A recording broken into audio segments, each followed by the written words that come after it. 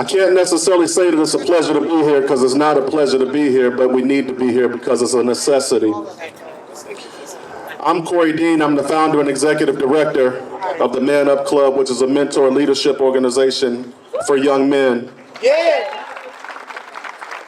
We mentor in 4 distinct areas, which is life skills, social skills, academic discipline, and civic responsibility, with 3 main goals within our organization, which is to get young men to graduate from high school, keep them out of prison, and get them to go on to college and have a trade after high school.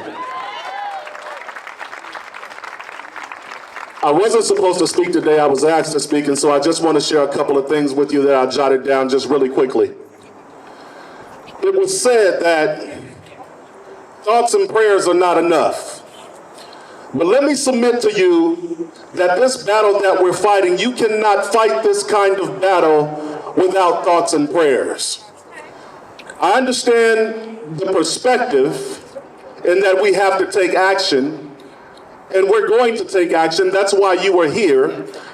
But whatever you do, you also have to have thoughts and prayers as a part of it, because it's bigger than just us. Yep.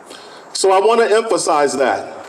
But the question that I really want to pose today is really, what does it mean when it's close to home? What does that exactly mean, close to home? I would submit to you that if we came from a humanitarian perspective to deal with this issue, if it happened on the earth, that should mean that it's close to home.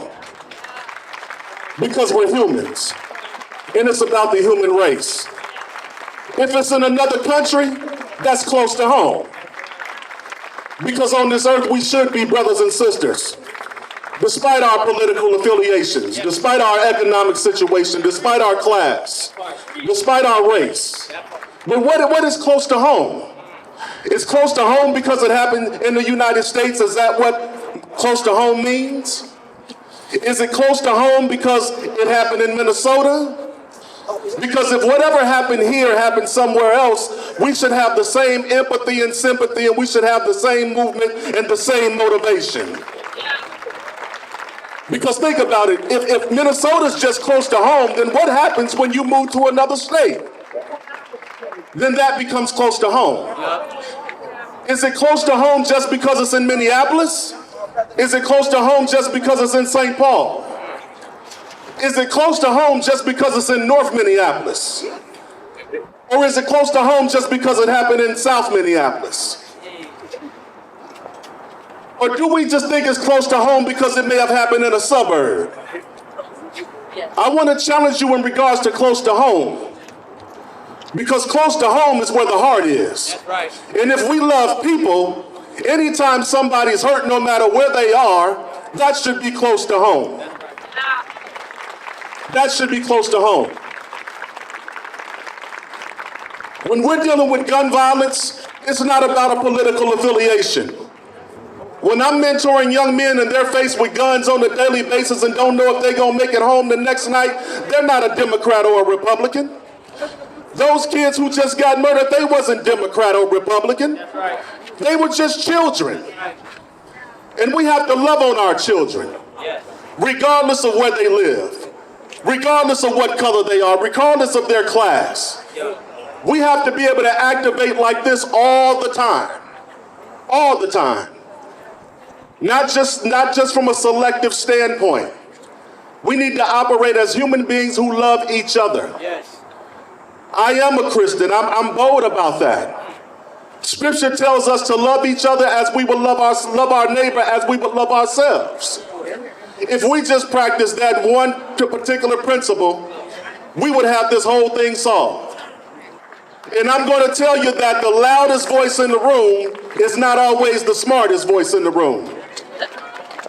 The loudest voice in the room is not always the smartest voice in the room. And so I just want to say to you that at the end of the day, we need to come together. Yes. We really need to come together. Yes. But it's not just coming together in tragedy. Yeah.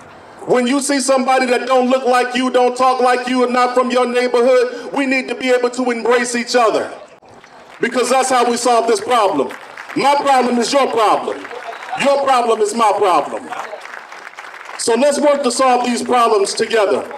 Let's show up at the state capitol throughout the year, not just when we gotta bury our babies. God bless their soul, and they're definitely going to heaven. There's no question about it. The enemy didn't win.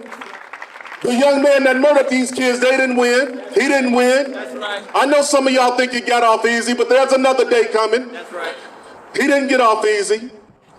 But we have to show love and compassion. We have to treat each other like human beings. And we have to put our political agendas aside. And we have to go after our kids. And we have to love on our kids.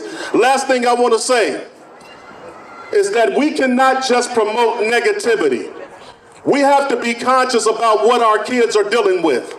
We have to be able to deal with the mental health issues. We have to be able to provide the money on a federal and state level to deal with mental health issues. We have to get money and overcome the red tape of getting money to flow down to different organizations that are out here that are dedicated to helping these young people make positive life choices. And we have to celebrate the positive. So let's start celebrating the positive and coming together, but not just when it's a tragedy, but let's just do it because we're good human beings.